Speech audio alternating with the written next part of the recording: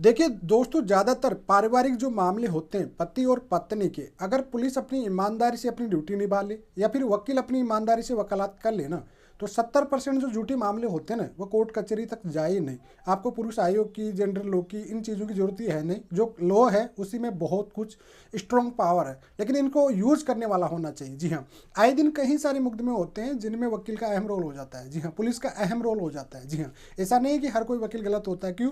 क्योंकि अगर एक वकील को केस बिगाड़ता है, दूसरा वकील ही आपको बाहर निकालता है। उसमें एक पुलिस वाला गलत है तो दूसरा वाला पुलिस वाला निकालता है। लेकिन ये कहीं ना कहीं से कुछ जगह ऐसी मिस्टेकें होती है जहाँ पे वाकई इनकी वजह से एक मामला बिगड़ जाता है। जी हाँ, फॉर एग्जाम्पल किसी महिला का केस है, अब 99% वो वकील के पास जाती है तो उनको पैकेज बता दिया जाता है 4 केसों का। जी हाँ, सिंपल सी बात है कि भैया उसको 498 तो करना ही पड़ेगा किसी भी कंडीशन में। मैक्सिमम ज़्यादातर हर वकील यही शिक्षा देता है महिला को कि भाई तुमको 498 करना पड़ेगा, जबकि उसमें डिमांड की गई हो नहीं की गई हो, मेंटल क्रूल्टी होती है उसमें। ठीक है, तो ये डीवी केस में भी इंक्लूड की जा सकती है। उसमें राइट टू रेजिडेंस भी मिलती है, प्रोटेक्शन भी मिलता है, सब कुछ मिलता है। लेकिन 498 करना आना, क्रिमिनल केस कराना है। जी हाँ, ये वाला पैकेज सबसे घटिया होता है, जेन्यून नहीं होता है। ठीक है, रख भी दिया मान लीजिए, लेकिन उसमें एक स्पेसिफिक कोई भी एविडेंस नहीं होता है, उसमें सब मौखिक रूप से होता है। सिमिलरली सास, ननद, पति, उसके पिता, सब कुछ तो गलतियाँ हो गई ना सबसे बड़ी। ठीक है, वकील साहब ने कंप्लेंट बना दिया, 4 पैकेज बना दिया, उसके बाद में क्या होगा, पुलिस के पास जाएगी।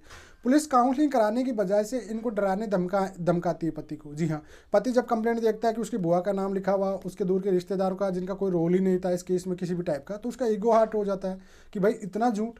चलो उसकी गलती हुई है, उसको गिल्टी फील कराने के लिए अगर आप लिख रहे हो तो उसको गिल्टी फील होगी कि हाँ ये क्राइम था, वो माफ़ी मांगेगा, कहने की कोशिश करेगा रिश्ते को। लेकिन आप पहले ही इतनी हवा दे देते हो उसमें कि उनके दूर वाले जो उसका क्राइम एक छोटा सा था लेकिन उसको बढ़ावा दे देते हो। अब उसी सिचुएशन में उसका ईगो हर्ट हो गया भाई। अब उसको डराया जाएगा, धमकाया साहब, 4 पैकेज उस पर ऑलरेडी से बन चुके हैं। अब ऐसी सिचुएशन पुलिस भी क्या करती है कि भैया डराएगी, धमकाएगी और एक सपने दिखा देगी, नहीं इसको तो जेल डाल देंगे, इसके रिश्तेदारों को सबको जेल डाल दिया जाएगा। जी हाँ, देखो पुलिस दो और ही कैसे यहाँ पे यूज़ करती है। अब पुलिस क्या करेगी यहाँ पे कि भाई उनके रिश्तेदारों के सबके नाम ऐड करेगी। अब लोग सोचते होंगे यार पुलिस वाले क्यों नाम ऐड करेंगे? पता है पुलिस वालों को, शिकायत एफआईआर होगी, उसमें एफआईआर में नाम डालेंगे, उसके बाद पति पक्ष की तरफ जाएंगे, इन्वेस्टिगेशन करेंगे, 41A का नोटिस देंगे।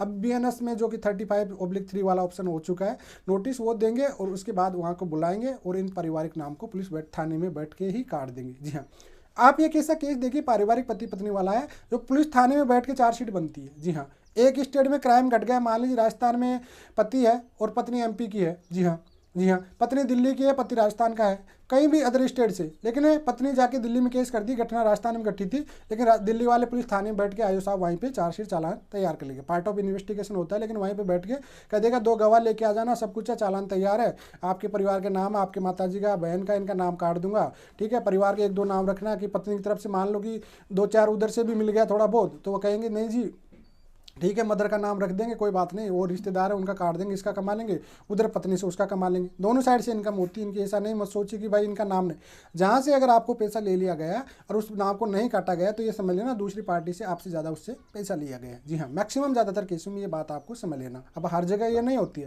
लेकिन ज़्यादातर मामलों में शिकायतें आज के डेट पर आ रही है। जी हाँ, तो दूसरी बात यहाँ से अब उनको बनाना चालान, क्योंकि कोर्ट ने 2018 बाद में कह दिया था कि भाई पति पत्नी का कोई मामला है तो आपको तो चालान चार्जशीट बना के कोर्ट में पूछना, जबकि आपके पास पावर भी है, क्लोजर रिपोर्ट भी लगा सकते हो, अगर पर्याप्त एविडेंस नहीं है इनके पास तो आप लगा सकते हो। गिरफ्तारी आप नहीं कर सकते हो, डराए धमका नहीं सकते हो आप लोग किसी भी तरह से, लेकिन फिर भी वो उनको कमाई करने के लिए, क्योंकि पैकेज बना हुआ उनका, एक नाम काटने के 20,000 25,000 हो गए, 4-4 5-5 परिवार के नाम आ गए, तो उनके लाखों रुपये कमाना उनको तो सिंपल सी बात है, उनका कोई मतलब है नहीं। परिवार टूट रहा है नहीं टूट रहा है तो कोई लेना देना नहीं है उनका, सिंपल सी बात है। यहीं से ईगो आर्ट और यहीं से शुरुआत होती है एक पति पत्नी के रिश्ते की खराब करने की। जी हाँ, अहम रोल किसका आ रहा है? दोनों ही पार्टीज का रहा है। अगर मान लीजिए इनको वकील और पुलिस ये दोनों ही एक चीज़ समझा दें कि भाई अगर आप झूठा केस करते हो, आपके पास एविडेंस नहीं है, तो आपके खिलाफ कार्रवाई होगी, वही उतनी ही पनिशमेंट आपको होगी। जी हाँ, और हम आपके बिना एविडेंस के हम केस नहीं फाइट करेंगे आपका, क्योंकि हम पे भी बात आ जाएगी, ये बात गलत हो जाएगी, हमारी भी छवि खराब हो जाएगी, तो इस वजह से हम इसे एक्सेप्ट नहीं करेंगे। तो ऐसी सिचुएशन में केस बढ़ेंगे नहीं किसी भी टाइप के, ये बात आपके माइंड में फिट कर लेना। तो अहम रोल यहीं से हो जाता है, स्टार्टिंग से ही जो एक रिश्ता बचने की योग्य होता है प्लेयर।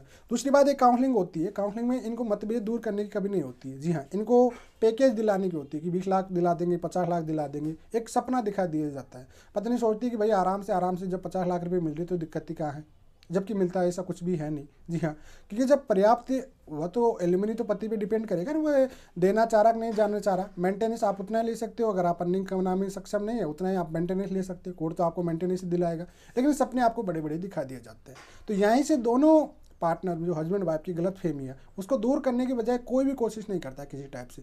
हर कोई प्रतिशोध की भावना में रहती है। महिला का जो भी पहला केस आता है शुरुआत में, जो स्टार्टिंग से आता है, वो एक प्रतिशोध की भावना में आता है हमेशा। ये बात आपके माइंड में फिट याद कर लेना। जी हाँ, हमेशा भी एक प्रतिशोध की भावना में, बदले की भावना में ये केस आते हैं। जी हाँ, स्टार्टिंग इनकी, क्योंकि इस टाइप की कंप्लेंट या शिकायत दर्ज होती है कि भाई पूरों को जेल होनी चाहिए किसी भी तरह से। जी हाँ, कंडीशन है जब भी इनको सांत्वना मिलेगी कि इनके खिलाफ पूरा केस होना चाहिए। जब इनका काम होता नहीं है तो धीरे धीरे इनको समझ आता है कि यार कहीं सारी चीज़ें झूठी थी, कहीं मुकदमे बातें चढ़ा बढ़ा कर लिखे थे, अब ये सक्सेस हुआ नहीं, अब ये रिश्ता पूरी तरह से बिगड़ जाता है। इसी वजह कई बार एक कहावत भी होती है कि पुलिस थाना कोर्ट कचहरी जाने वाले कभी मत रखिए। यही कारण हो जाता है उसमें, क्योंकि यहाँ पे दोनों जो थे पुलिस और वकील ने इसका अहम रोल नहीं निभाया, इस वजह से मामले बिगड़ चुके हैं।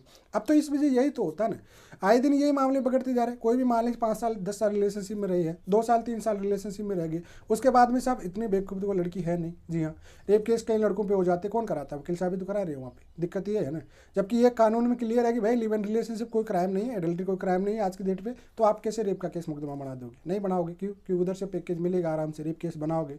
आएगा नहीं आएगा 10-5 लाख रुपये आएंगे, 20-25-30% उसमें पैकेज रख लेना, बात खत्म हो जाएगी। पुलिस वाले भी इसी वजह बना लेते हैं कि इनको पकड़ के लाएंगे, अपनी जो भी कमाई होगी वो इतना कमा लेंगे, आराम से छोड़ देंगे।